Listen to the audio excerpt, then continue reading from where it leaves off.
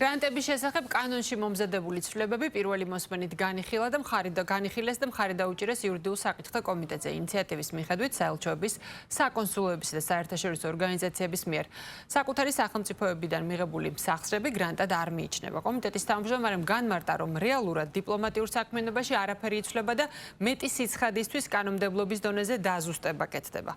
არჩილ გორდულაძის თქმით, თუ დიპლომატიურ წარმომადგენლობას თანხას თავისი ქვეყანა ჩაურიცხავს, ეს გრანტად არ ჩაითვლება და ასეთი თანხა საელჩოს საქმიანობისთვის უნდა იყოს გამოყენებული. თუმცა, თუ საელჩო ამ თანხებს გასცემს რომელიმე ფიზიკურ პირზე ან იურიდიულ პირზე, საქართველოში პოლიტიკის ჩამოყალიბების მიზნით ეს გრანტად ჩაითვლება და მთავრობასთან შეთანხმება იქნება საჭირო.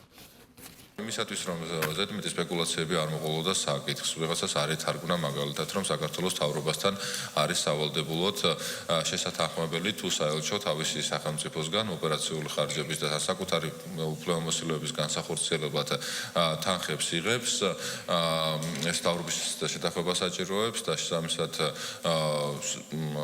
ეს სპეკულაციები რომ ბოლომდე ყოფილიყო მოხსნილი, შავი თეთრზე პირდაპირ კანონში იქნება ჩანაწერი. ის თანხები, რომელიც საქართველოში შემოედინება და არავითარი გავლენა არ შეიძლება ჰქონდეს და მინიმუმამდე არის დასული ქვეყნის შიდა საქმეებში ჩარევის რისკები, ქვეყნის სუვერენიტეტის დარღვევის რისკები.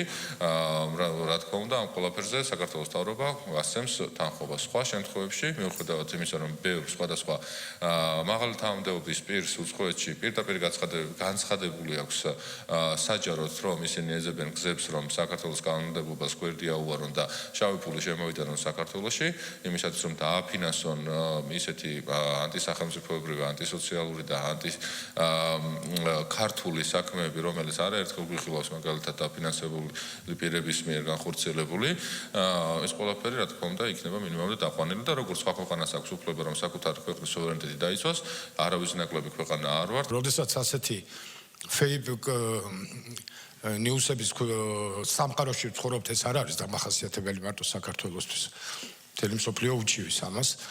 ხანდახან გვიწევს ხოლმე ამის გაკეთება და მეც როცა ინიციატორი გავხდი, მეც დავუჭირი ამას მხარი, თუმცა შინაგანად შეიძლება ყველა ჩვენგანი ფიქრობდა, რომ ეს მეხუთე ბორბალი იქნებ საჭირო არც არის. ეს არის ხოლო დაზუსტება იდეაში ახლა. საელჩოს დაფინანსება გრანტი რო ვერ იქნება, ეს იმთავითვე ცხადია, მაგრამ მე მაინც მოუწოდებდი ყველა ჩვენს კოლეგას, რომ დავაზუსტოთ, გადავიზღვიოთ თავი, რომ ვინმეს რაღაცა სულელური იდეები არ მოუვიდეს, რომ ოდესმე შეიძლება ვინმე საერთოდ წარმოიდგინოს, რომ შენ საელჩოს დაფინანსება გრანტს დავუკავშირო. ეს კონკრეტული ცვლილება რამ განაპირობა უშუალოდ ეს იყო მაგალითად ტექნიკური ხარვეზი კანონში და ამას ვაზუსტებთ, თუ პრაქტიკაში აღსრულების ნაწილში ამ კანონის იყო რამე შემაფერხებელი გარემოება და მაგალითად დიპლომატიური წარმომადგენლობისგან ან თუნდაც საერთაშორისო ორგანიზაციებისგან იყო მითითება ან რეკომენდაცია, რომელსაც ითვალისწინებდა, რომლის ფარგლებშიც ხდება ეს ცვლილება. ბატონო გიგა, მარტივად შემიძლია გითხრათ, რომ საქართველოს ხელისუფლება ქართული ოცნების გუნდი არავის მითითებებს არ ასრულებს, გარდა ქართული საზოგადოებისა და ქართული ხალხისა. შესაბამისად, მითითებებით საუბარი საქართველოს მიმართ დასრულებულია. რაც იქნება შესაბამისი მხოლოდ და მხოლოდ საქართველოს ინტერესებიდან გამომდინარე, მხოლოდ იმ რჩევას მივიღებთ. ოღონდ რჩევას და არა მითითებას. მითითებები შეუძლიათ მისცენ მაგალითად იმ ქვეყნებს და საზოგადოებებს, რომელშიც უბრალოდ ქვეყნის სუვერენიტეტი არის ნულს ქვემოთ დასული.